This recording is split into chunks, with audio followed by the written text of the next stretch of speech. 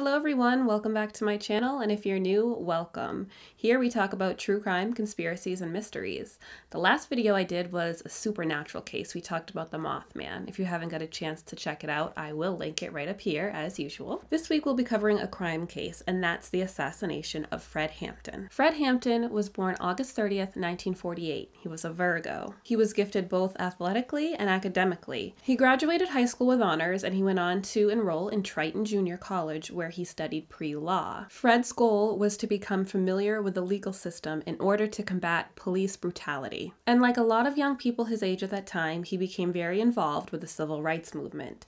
He joined his local chapter of the NAACP, and he would soon advance to the position of youth council president. Fred was a natural leader. He gathered a group of 500 youth members within the community, and they would go on to establish local education centers and recreational facilities. And Fred's goal was to create social change through nonviolent activism. Now, around the same time, two young men over in Oakland, California, Huey Newton and Bobby Seale, are creating what is now known as the Black Panther Party. Bobby Seale and Huey Newton met while they were both students at Merritt College. They would both be very involved with organizations fighting for civil rights. But Bobby and Huey were having a hard time kind of finding an organization that fit all of the issues they wanted to combat. Specifically, they wanted to combat police brutality and really fight for the low-income residents in their community. And the event that was really a catalyst for the Black Panther Party being created was when a young, unarmed black man, Matthew Johnson, was killed by the police in San Francisco. This really ignited the spark for Huey Newton, and he started reading Robert F. Williams' book, Negroes with Guns, and he was really attracted to the idea of his armed resistance to the KKK. Huey Newton studied the gun laws in California until he knew them better than some police officers even did. And he decided to put together a group to monitor police officers for police brutality, and they would do this all while carrying loaded guns. Another thing that separated the Black Panther Party from other organizations at the time that were similar to them was the idea that they could ally with non-racist whites. Other groups had more of a black nationalist approach where it was just strictly for black people. So they were using the open carry gun laws as an opportunity to police the police. They were following them around. They would maintain a legal distance away from them, and they wouldn't intervene or do anything unless they witnessed unlawful acts occurring from the police officers. So the Black Panther Party is really making a name for themselves in the local neighborhoods around Oakland, and the state decides they really have to do something about this. They're not liking this open carry gun law as much now that the black people are taking advantage of it. So in 1967, they created this bill called the Mulford Act, and this repealed the law of allowing public carrying of loaded firearms. This was all in direct response to what the Black Panther Party was doing, and it was supported by the NRA. Ronald Reagan, who was governor of California at that time, said, quote, "There is no reason why on the street today a citizen should be carrying loaded weapons, and that guns were a ridiculous way to solve problems that have been solved among people of goodwill." In a later press conference, Ronald Reagan would add that the Mulford Act would work no hardship on an honest citizen. So on the day that this bill was to be signed, 26 members of the Black Panther Party showed up at the State House in Sacramento. They showed up with their loaded guns, of course, to protest the bill, and 6 of the members were arrested that day, including founding member Bobby Seale. Following the protest, the Black Panther Party decided to release a list of goals or demands, and this was called their 10-point program. And the list was as follows. 1. We want freedom. We want power to determine the destiny of our black community. 2. We want full employment of our people. 3. We want to end the robbery by the capitalists of our black community. 4. We want decent housing fit for shelter of human beings. 5. We want education for people that exposes the true nature of this decadent American society. We want education that teaches us our true history and our role in present-day society. 6. We want all black men to be exempt from military service. 7. We want an immediate end to police brutality and the murder of black people. 8. We want freedom for all black men held in federal, state, county, and city prisons and jails. 9. We want all Black people, when brought to trial, to be tried in court by a jury of their peer group and people from Black communities, as defined by the Constitution of the United States. 10. We want land, bread, housing, education, clothing, justice, and peace. And in addition to challenging police brutality, the Black Panther Party created more than 35 programs assisting the community. These programs provided education, tuberculosis testing, legal aid, transportation assistance, ambulance service, and the manufacture and distribution of free shoes for low-income residents. Arguably, one of the biggest things that the Black Panther Party did was their free breakfast program for children. This program spread to every major city in America with a Black Panther Party chapter, and it's estimated that this program fed 50,000 children. This program also served as the blueprint for the government school breakfast program, which is still around today. So later on in that year, the same year that they protested the bill at the Sacramento State House, founding member Huey Newton was arrested after a shootout with a police officer that left Huey injured and the police officer dead. This was huge. This gained national attention for the Black Panther Party, and it really created a spark. People from all over the country and even around the world wanted to become a part of this movement. And following this, in 1968, Fred Hampton is inspired to join the Black Panther Party chapter in Chicago. And Fred Hampton was just one of those people that when he spoke, you listened, and he was making huge changes in Chicago. Another example, Papa Doc in Haiti. Papa Doc in Haiti hated everything white. Man, you couldn't put this white paper in front of Papa Doc's face, but he moved all the white people out and he took over and be a president. He did, causing no education. And the people that had been educated, they just said that we don't hate the motherfucking white people, we hate the oppressor, whether he be white, black, brown, or yellow. So we got to know the educational program to find out what it's going to be in the finale. A lot of people, Jomo Kenyatta is called not a never a revolutionary, but an ex-revolutionary. So is Papa Doc. They brought on a successful revolution. That thing in the Mau was a bitch. Bantu freedom fighters, all that kind of action. But what we're saying is that it's the end. That you don't judge Castro now. You can't do it. Nobody in this room could judge whether Castro's going to be a revolutionary or not. You know what I mean? We're talking about things, you know what I mean, with China, the People's Republic, and even at the stage they're in now, talking about even going on further into a communistic state. That's what we're talking about. Those are revolutionary. So we got to understand here the educational program that you have to be able to figure out whether it will go on the right lines, where the people will end up in a situation where they can be able to really control themselves. You understand what I'm saying? With no education, the people that take this local foundation and start stealing money because they won't be really educated to why it's a people's thing anyway. You understand what I'm saying? With no education, you have neo-colonialism instead of colonialism, like you got in Africa 9, like you got in Haiti. So what we're talking about is there has to be an educational program. That's very important. As a matter of fact, it's so important for us that a person has to go through 6 weeks of our political education before he can consider himself a member of the party, able to even run down ideology for the party. Why? Because if they don't have an education, then they're nowhere. You dig what I'm saying? They're nowhere because they don't even know why they're doing what they're doing. You might get people caught up in the emotionalist movement. You understand me? You might get them caught up in because they're poor and they want something. And then if they're not educated, they want more. And before you know it, they'll be capitalists. And before you know it, we have Negro imperialists. He was very inspirational. He was a natural-born leader. He advanced to a leadership position within the Black Panther Party, just like he did with the NAACP.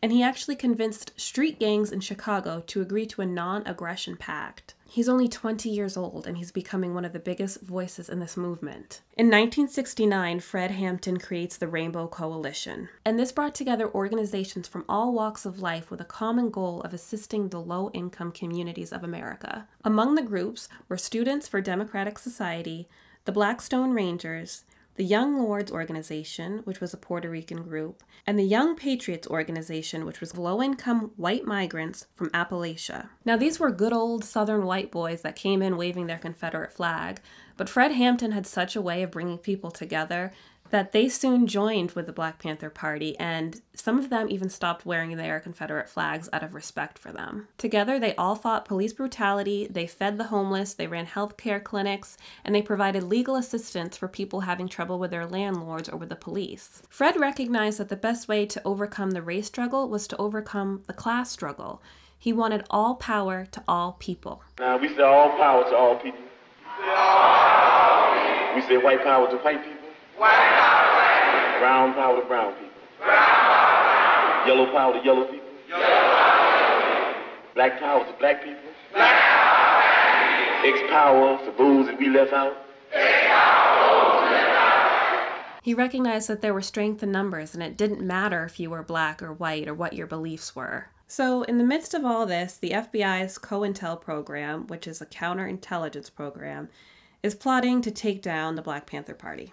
This was a program that was around from 1956 to 1971. It was a series of covert and illegal projects conducted by the US FBI aimed at surveilling, infiltrating, discrediting, and disrupting American political organizations. J. Edgar Hoover declared the Black Panther Party a communist organization and an enemy of the US government. He stated his concern about a black messiah rising into power, and he wanted to prevent the appeal of a radical political movement among the black youth of America. And they were doing some pretty shady stuff. They'd create false media stories, hand out bogus leaflets, they would create false events. They would conspire with local police departments to conduct break-ins and searches of homes. Members of the Black Panther Party were harassed, their family members were harassed, and their phones were even tapped. And one of the tactics was to create hostility within the party. Hoover said, quote, "We must create suspicion with their respective spouses, and your imagination and resourcefulness must be employed in order for the Bureau to be successful."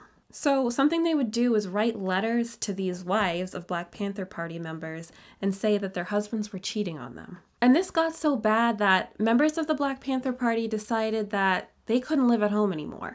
And they all rented apartments together and kind of like this group housing, and they didn't contact their families, and they just stayed away in order to prevent the harassment. And it was essentially like they were going away to war. So another thing COINTELPRO did was they had informants infiltrate the Black Panther Party. And one of these informants was a young man named William ONeill. William ONeill was caught driving a stolen vehicle across state lines. And when he was arrested by the FBI, they told him they'd be willing to drop the charges if he would infiltrate the Black Panther Party.